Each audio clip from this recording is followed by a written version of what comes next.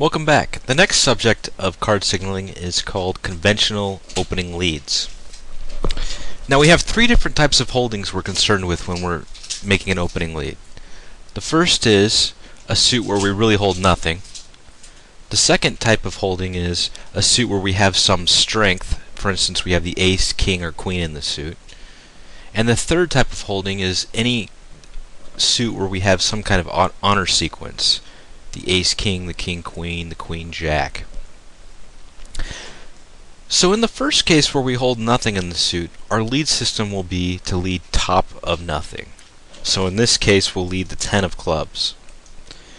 This is important because it will tell South that we lack the ace or queen for any kind of support, and with this type of holding, he can make a guess as to which card to play a lot more accurately than if he were assuming that North had some kind of strength.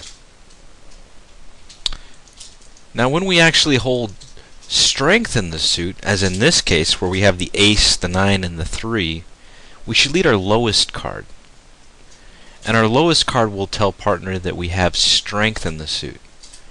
For example, if North had ace 4, 3 in a side suit and he leads the 3, South will know that he can go ahead and go up with the king because North is promising either the queen or the ace. It'd be pretty embarrassing if you put the jack in here and we're assuming this is a side suit and he loses to the queen.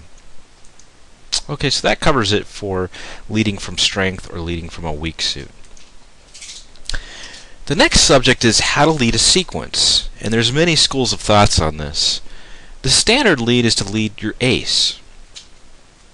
The problem with this is South is not going to know if you're leading from a suit with no support in it, meaning you have ace small small, or if you're leading from a suit where you have the ace and the king. An easy remedy to this that most players will use is they'll lead the king from ace-king. And now, since South knows that there's support, he can actually use an attitude signal of some kind. The problem with this is South is not going to know if North is leading from an ace-king holding or a king-queen holding. And that's really critical, and I'm going to show why.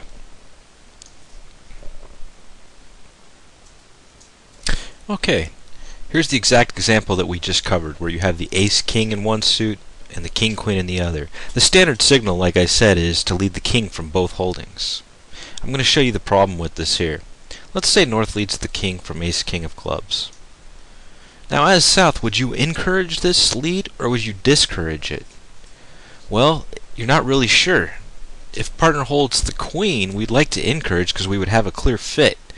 But if partner lacks the queen and is leading from ace-king, we certainly don't want to promote the queen in the opponent's hands. So we have no idea which card to play here. We see the same situation here. Let's say North leads the king from king-queen. Again, should South encourage or discourage? We really don't know because partner could be leading from ace-king or king-queen. There's an easy solution to this, and a man by the name of Rusinow invented it back in either the 1920s or 1930s. And the simple solution is you always lead your second highest honor from any touching honors. So from an ace-king holding, you would lead your king. From a king-queen holding, you would actually lead your queen. And from a queen-jack, you would lead your jack. I know this seems a little bit abnormal, especially for spades, but after you get used to it, I think it'll make a lot of sense to you. Let me show you how it works. Let's say North leads the king of clubs. South knows with the Rusinow system that the king will deny the queen, because if partner were leading from king-queen, he would have led the queen first. Now, of course, if partner has the ace-king and the queen, he'll lead the king, and it really doesn't matter which card he plays because he's going to show it on the next lead anyway. But in this case, South can assume North does not have the queen, and therefore he'll signal disinterest to tell partner, I lack the queen, and a continuation probably isn't a good idea because you'll end up promoting the opponent's queens. Okay, so North decides to switch suits, and this time he selects a diamond, and notice he leads the queen of diamonds, which promises the king. South, noting that North has both the king and the queen, will signal interest this time, and when West takes, he'll likely switch to a heart, since any other lead certainly can't help his side. Now North continues with the diamond since his partner showed encouragement. And notice they get another round of diamonds here. North-South did an excellent job here of avoiding giving away any tricks so far. And notice they picked up an extra trick in diamonds that they didn't really count.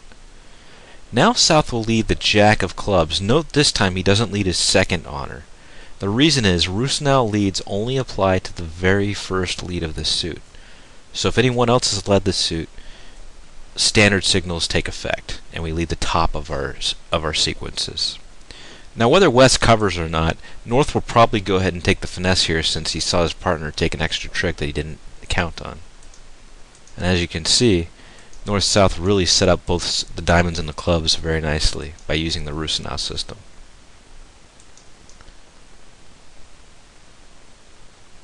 Okay, before we move on, I want to move back to the leads from strength and the leads from weakness, just so that we have that down.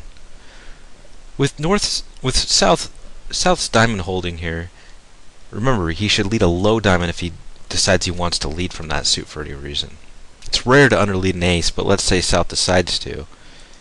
Now North should know from that low card that he needs to go up, because South has promised a high card. He's promised either the queen or the ace. Obviously, it'd be embarrassing if he placed the jack here and lost to the queen. This is really useful for any pair that likes to underlead aces on occasion. It'll allow North to make fewer guesses.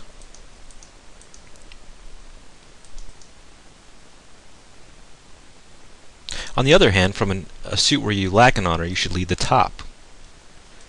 Now South can decide whether he's going to play the king or low. Against a pair that likes to play second hand low with the ace, it's probably going to be a coin flip. But against a weaker pair, he can go ahead and play low. And now he's set up nicely in the club suit. Okay, that covers it for all the leads we're going to use in this system. In the next video, I'm going to cover suit preference signals.